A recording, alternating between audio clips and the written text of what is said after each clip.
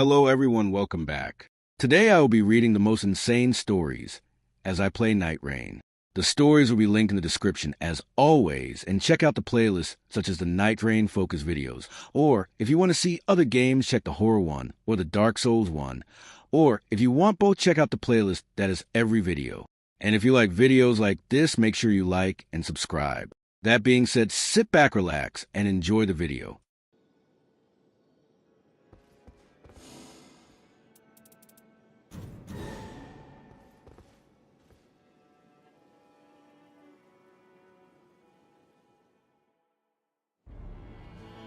I anonymously send my sister Spanish copies of Jumanji: Welcome to the Jungle on Blu-ray once every few months. It all started back in 2023 when a local Dollar Tree got some old boxes of Blu-rays that were collecting dust in the back of a local Walmart. Inside the box were a bunch of new in-box movies, Lego Movie 2, Deadpool 1 and 2, and more specifically a copy of Jumanji on Blu-ray. This particular Blu-ray was particularly in Spanish. It was the only language on there, so I bought a copy as a joke and never opened it.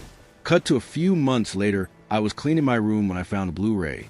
I randomly thought it'd be funny to anonymously mail it to my sister, who lives 5 states away. Now, once every few months, I look for a copy of the film, in Spanish of course, on Blu-ray, and I send it to her anonymously. My sister has no idea it's me doing it. She actually thinks it's one of her friends from her town doing it. I will keep doing it as long as I find it funny. So if you see an entry in the Book of World Records about someone owning 168, rough estimate number, copies of Jumanji in Spanish, that's my sister.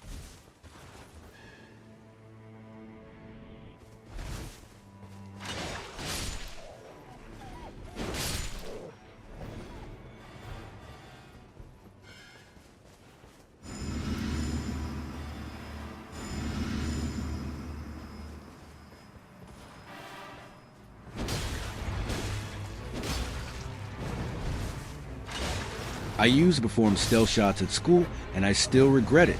Back in the middle school, I was so bored during class that I secretly taught myself to masturbate without using my hands. I'd wrap my dick in toilet paper during break, sit perfectly still at my desk, and used only my pelvic muscles to edge for the entire lesson. No movement, no noise, total silence. Eventually, I could finish without anyone noticing. It became my weird little private challenge. Training for the perfect incognito cum shot. Proudly, I called them stealth shots for myself.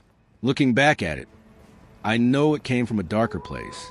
I was bullied, deeply insecure, and carrying a lot of unresolved baggage. Instead of dealing with my stress in a healthy way, I chose something immature and secretive. I regret it. Pain might explain my behavior, but it does not excuse it. Edit, I can still perform stealth shots, but I prefer using my precious fleshlight.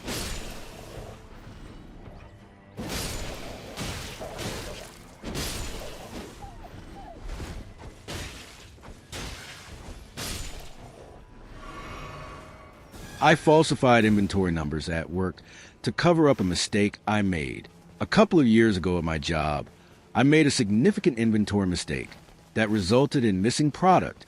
It was entirely my fault. I miscounted and signed off on it without double checking. When I realized what I had done, I panicked. Instead of owning up to it, I deliberately logged into the system and altered the records so it appeared the discrepancy had been resolved weeks earlier. I knew exactly what I was doing. It wasn't an accident or confusion. It was a deliberate choice to protect myself from getting in trouble. No one ever confronted me about it. The discrepancy was eventually written off, and the issue disappeared. But I still think about it. I compromised my integrity to avoid embarrassment and possible disciplinary action. I chose dishonesty over accountability. I regret it because I know I acted selfishly and unethically, and the fact that I got away with it doesn't make it any less wrong.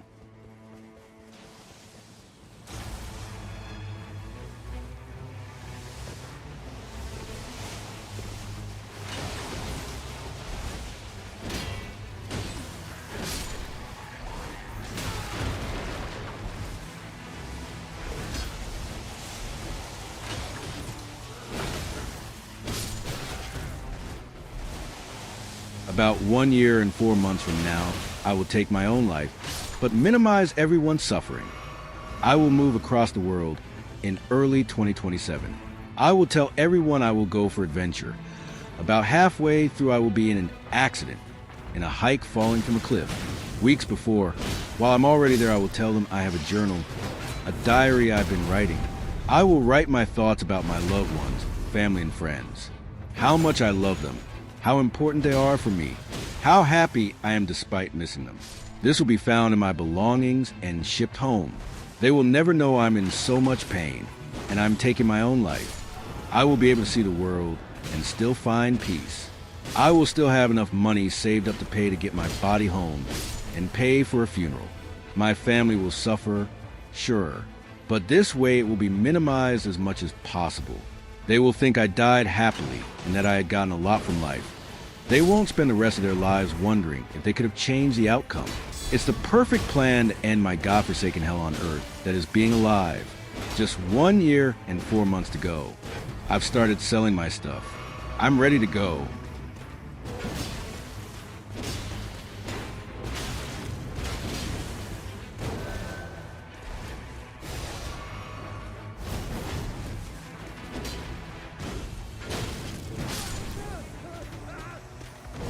I used to steal money from Pizza Hut when I worked there as a delivery driver. This is like 15 years ago, and it just randomly occurred to me the other day. So, I worked at Pizza Hut back in 2010. I was like 18 or 19 years old. Of course, it was a shitty wage job.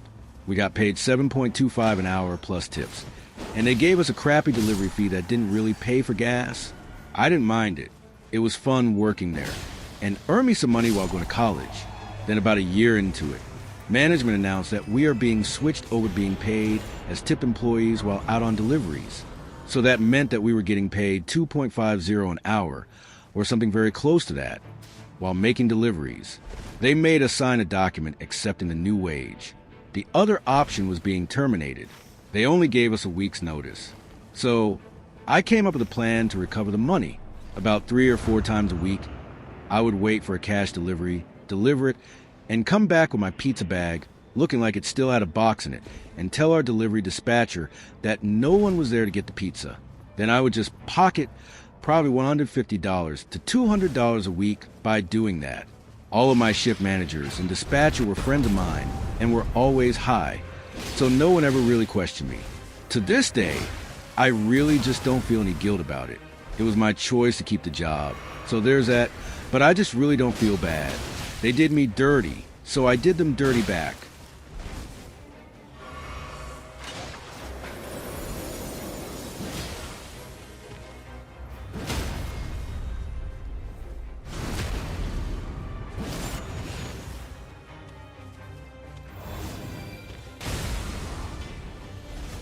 I stole money from my church's donation box and then acted as if I were praying for forgiveness.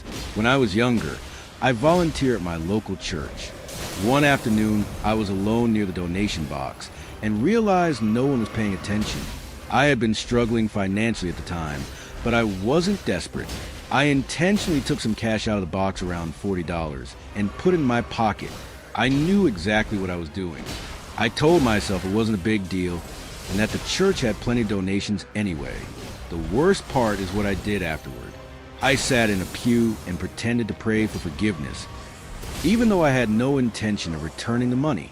I basically tried to cancel out what I had done instead of taking responsibility. No one ever caught me, and I've kept this to myself ever since. What eats at me is that I took advantage of a place built on trust, and then used religion to justify it to myself instead of owning what I did. I regret it, not just because I stole, but because I acted hypocritically and tried to hide behind God instead of owning what I did.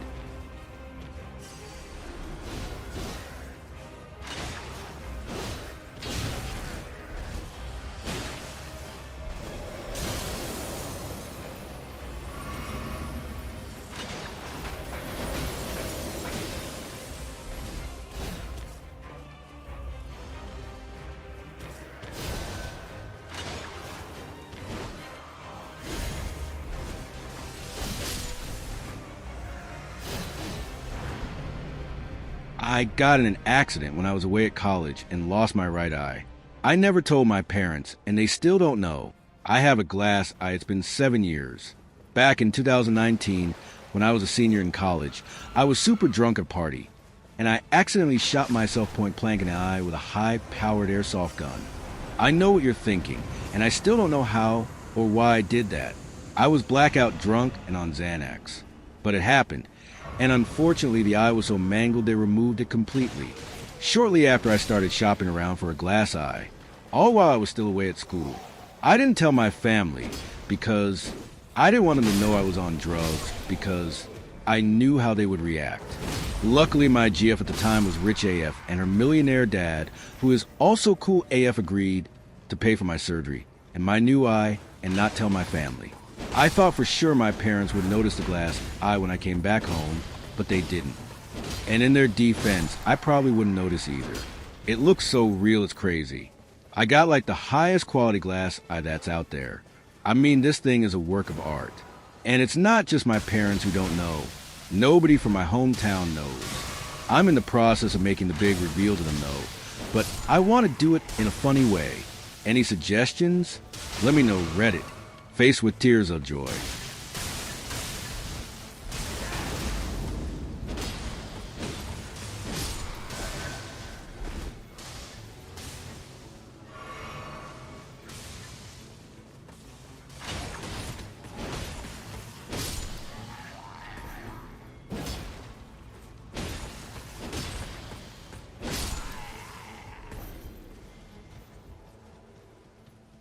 I'm about to marry my best friend's little sister, and he'll never know. Back in 2023, just like today, I lost my very best friend from childhood in a motorcycle accident. But by then, I was in a secret 7-month-long relationship with his younger sister. We're all Middle Eastern, and dating is a no-no without marriage, and we wanted to make sure we were suitable together before coming out first. We were actually planning on telling him about us that same week he passed. Since then, we've come out to both our families and made it official, and both families were happy for us. Hell, my mom loves her more than she loves me, and it's the opposite with her parents. They both love me, especially her dad. He's one of my best friends now. We're getting married this April, and I'm so happy, but I'm also so sad that he won't be here to see it or even know that we're together. I just hope wherever he is that he knows his little sister would always be protected and loved just like he protected her. He loved her so much, and I loved him, and a reason why I love her more now is that she's a part of him and I see him in her. May you rest in peace, brother. We love you, and we miss you so much.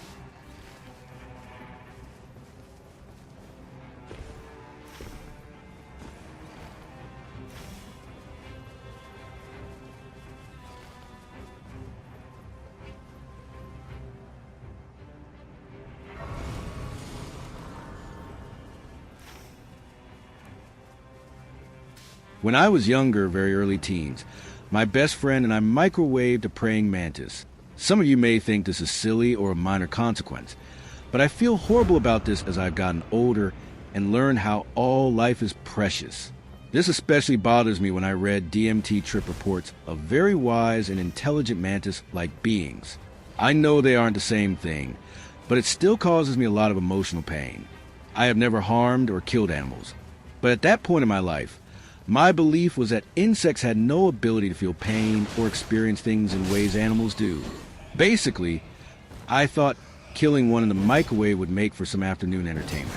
It really hurts me spiritually to have to relive this memory, as I always think about that moment in my youth.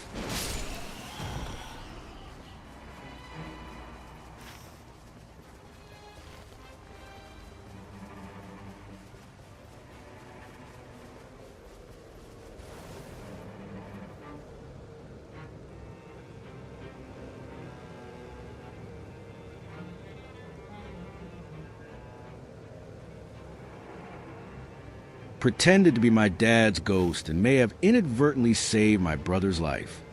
My dad died when I was 13 and my brother was 15. A few weeks or months after his death, I got this weird urge to pretend to be his ghost so that my mom and brother would feel comforted.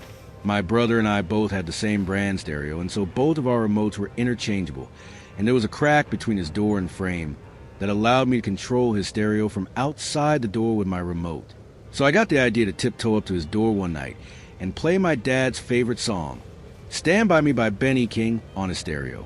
I had gone into his room earlier that day to check the CD to see which number the track was. So I do it 3 or 4 times in a row and then go to bed. He doesn't mention anything the next day, and I pretty much forget about it until about 15 years later when my brother and I start talking about depression and suicide one day. He confesses that he almost shot himself right after Dad died. I asked him what pulled him back, and he looks me dead in the face and says he had the gun in his hand when all of a sudden Stand By Me started playing. I sat there frozen. What's even more spooky is that he continues to tell me that the first time it played that night, he unplugged the stereo, and as the plug was in his hand, it played again and again. To this day, I haven't told him, and I won't ever tell him. I did something similar with my mom, but this has already gone way longer than I expected. So if it picks up traction, I can tell that story too if people want to hear it. Update, mom story. Okay, so here's the story about my mom. My dad was cremated, and his urn stayed on my mom's dresser. I snuck in 2 or 3 nights and moved the urn to her bedside table. What's super weird about this is something similar happened. Nothing came of it at the time, but years later, she told me not only did the urn move, but that it was also glowing.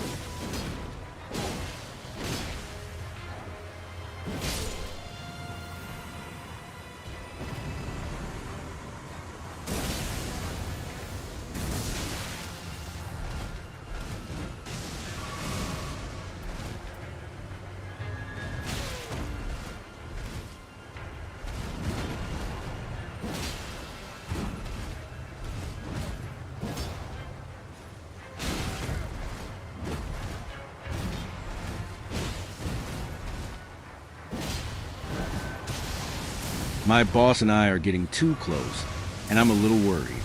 So 19M, started my internship for Mo's ago and have gotten close with my boss. My boss, 27M, has been in a tough situation with his wife. She's gotten so busy after promotion that she's barely got the energy and time for my boss that my boss started resenting her and would hang out with me instead. After work, we would sometimes just sit in his car and talk about life for 2 hours. Sometimes go out for a beer, and when he would get drunk, he would touch my hand, and I would kiss his cheek and hug him. Now I know it's wrong, but I also feel bad about him, and I feel good making him feel better. Should I quit my job?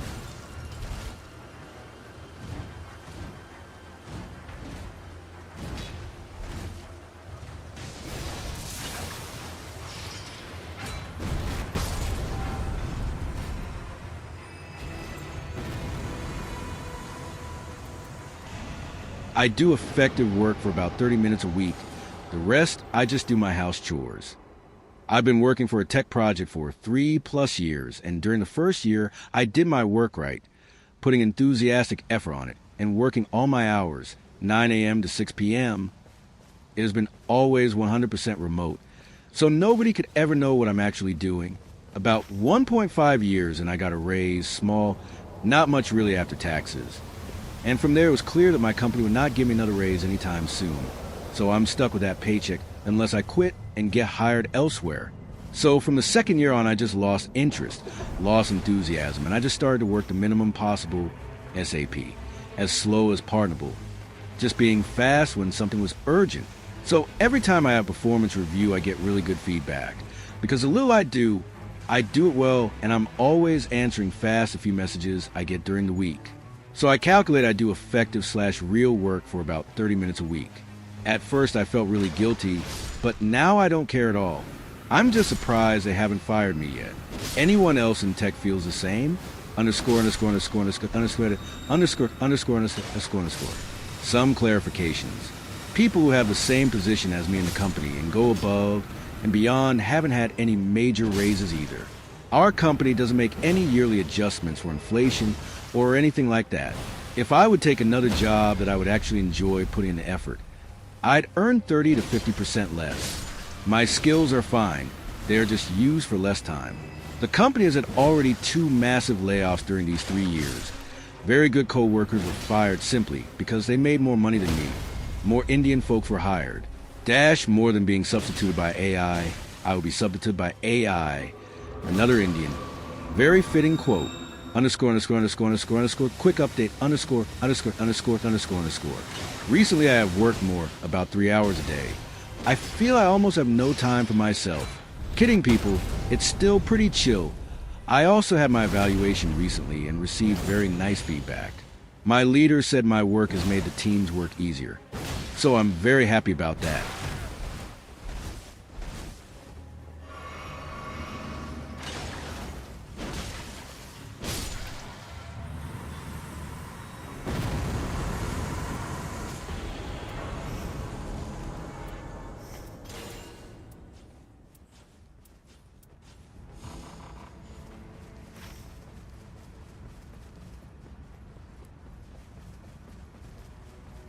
I've been stealing from self-checkout for years, and I never told anyone.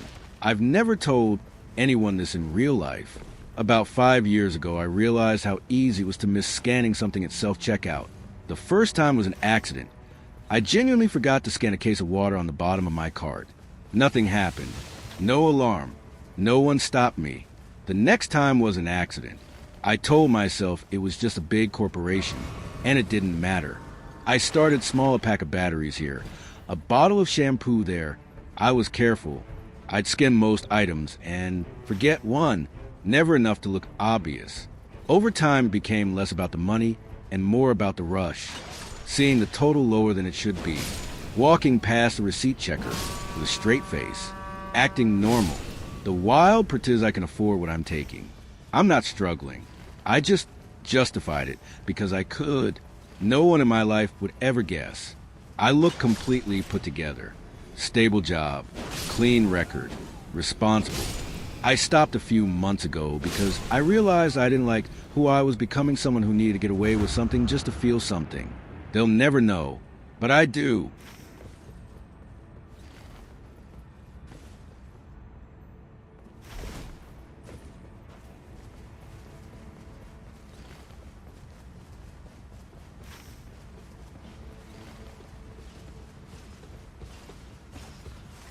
I stole all the cash my grandpa had in his wallet and in his room after he passed away. When I was 17, my grandpa died. My mom had just moved 18 hours away from me. I had no family anywhere near me. I was struggling to put gas in my car to get back and forth to work and school. After grandpa passed away, and I went to his house to get things in order, I realized he had cash in his wallet and in a dresser drawer in his room. I knew that money was going to get taken by my mom. That was just going to blow it. So I took all of it. It was a little over $1,000. That money is what I used to pay my first and last on my first apartment with. I feel like I did something good with it. That money gave me the kick I needed to get somewhere with my life. But now, even nearly 15 years later, I still feel guilt for stealing that money.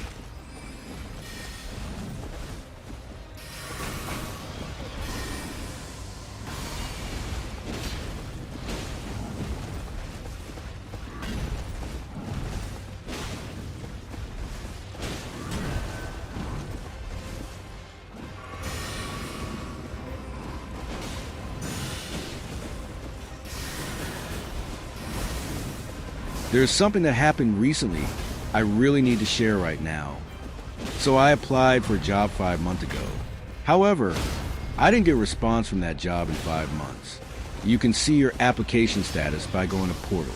And according to it, my application was showing as active and showing under consideration even after 5 months. And the funny thing is, I was still waiting for a response on that application. I really wanted the job and to be at the company, instead of looking for other opportunities. I was waiting on this one single application. I kept checking my email to see if I got anything, but wasn't. And I started Googling. If it's likely, I'll get a response after 5 months. Then, I decided to start asking people that I know. But be aware, when I was asking my family this question, I never told them I was the one who was waiting on an application I submitted 5 months ago with no response. Of course, if I said that, I'll look stupid. But I was going around asking, do you think it's likely you'll get a response to a job application you submitted 5 months ago? All of them said no and gave me a funny look. And then I asked my mom. She gave a funny look and said, no, you're a fool if you still believe they'll get back with you after 5 months.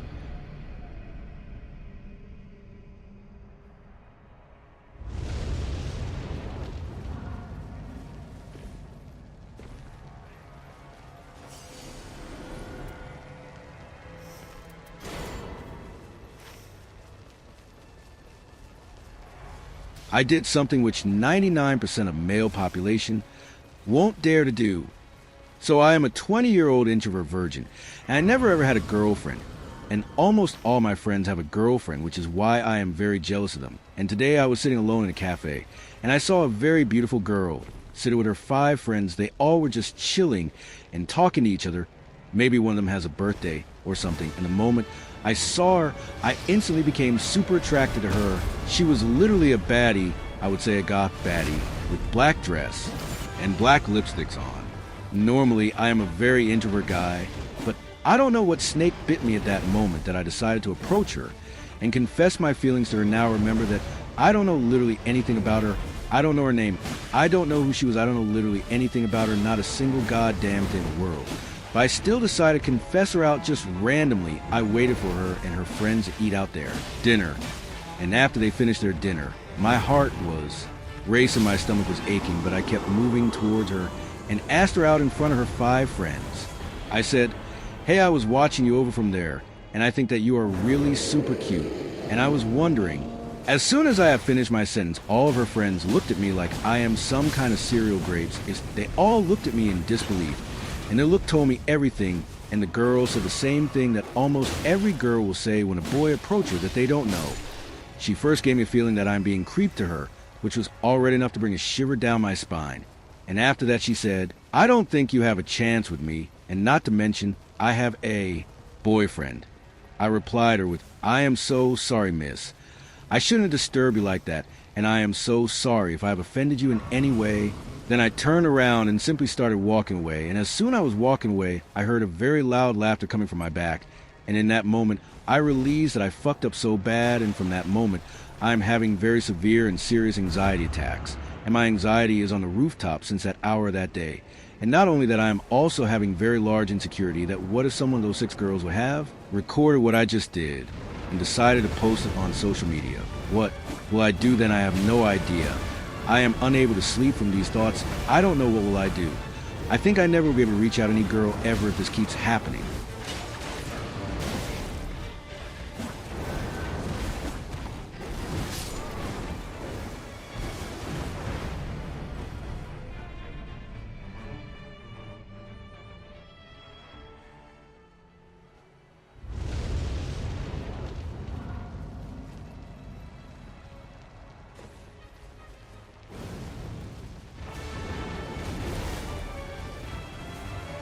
I've stolen thousands of hours from my jobs and never faced consequences. Over the past 4 years, at both my old job and my current job, I've stolen a huge amount of company time. At my previous job, I drove a truck and worked inside stores as sales support for about a year. At my current job, I'm mostly remote with 1 day a week in the office. During both jobs, I regularly didn't work during work hours, leaving the house, doing personal stuff, or even playing video games while on the clock. When I really think about it, I've probably stolen thousands of paid hours. What's strange is that I've never been fired. I've never even been warned. I always did my job well, hit expectations, and never had performance issues. On paper, I was a solid employee. That's what messes with my head the most. It made me realize how much work feels like a waste of time. I learned that you can do the bare minimum, still perform well, and still collect a paycheck. I feel like I beat the system because I never worked anywhere close to 40 hours a week, yet I'm still seen as good at my job. I honestly feel like people are kind of naive for pouring so much time and effort into jobs that don't matter in the grand scheme of the world. I'm not a doctor. I don't save lives. What I do isn't that important. So why am I expected to treat it like it is? People say you're a slave to corporate, but I don't really feel that way. I'll probably find another job that pays more in a year or so and do the exact same thing. What really gets to me is feeling bad for the people who genuinely care, put in extra effort, and don't realize how little the company actually cares about them in return.